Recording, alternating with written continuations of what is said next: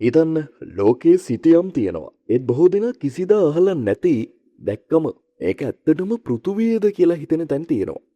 අද වීඩියෝ එකෙන් අපි බලමු ලෝකයේ තියෙන ගොඩක් අය නොදන්න පුදුම හිතෙන අමුතු ස්ථාන පහක් ගැන. අන්තිම ස්ථානය නම් ඇත්තටම ඔයාව පුදුම කරයි.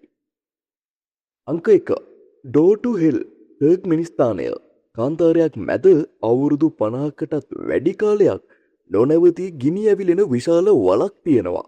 1971 දී ස්වභාවික ගෑස් ගැනීමකදී මේ වල ඇති වුණා. විද්‍යාඥයින් ගෑස් පැතිරීම නවත්වන්න ගිනි තැබුවත් ඒ ගින්න අද වෙනකම්ම නිවිලා නම් නැහැ. ඒ නිසාම මේ ස්ථානයට නිරයේ දොරටුව කියන නම ලැබිලා තියෙනවා. අංක 2 සොකට්‍රා දූපත. මේ දූපතේ තියෙන ගස් දැක්කම ඒවා වෙනත් ග්‍රහ ලෝකයකින් ආවා වගේ. විශේෂයෙන්ම ඩ්‍රැගන් බ්ලඩ් ට්‍රී කියන ගස. උඩින් බැලුවම විශාල කුඩයක් වගේ පේනවා. කද කැපුවම රතු පාට දීර්ඝයක් පිට වෙන නිසා ඩ්‍රැගන් බ්ලඩ් ට්‍රී එහෙම නැත්නම් මකර ලේ ගස කියලා තමයි මේ ගහට නම ලැබිලා තියෙන්නේ. මේ ශාක සහ සතුන්ගෙන් බොහෝමයක්ම ලෝකයේ වෙන කිසිම තැනක ස්වභාවිකව හමු වෙන්නේ නැහැ. මේ සොකොට්‍රා දූපත පිහිටලා තියෙන්නේ යෙමනේ. අංක 3 බොලිවියාව පැත්තට තමයි යන්න ලෑස්ති වෙන්නේ.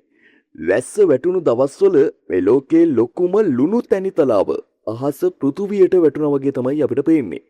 ජලයේ ඉතා තුනී තට්ටුවක් සෑදෙන හින්දා මුළු බිමම විශාල කණ්ණාඩියක් වගේ අහස පරාවර්තනය කරනවා.